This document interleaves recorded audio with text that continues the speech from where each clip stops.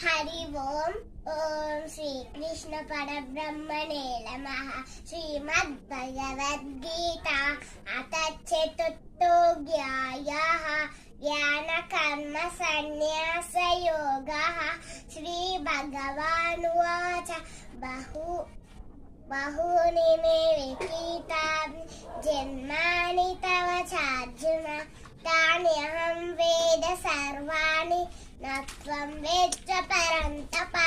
अजोऽपि सम्भवेयात्मा भूतानामीश्वरोऽपि सन् प्रकृतिं स्वावधिष्ठाय सम्भवाम्यात्ममायया।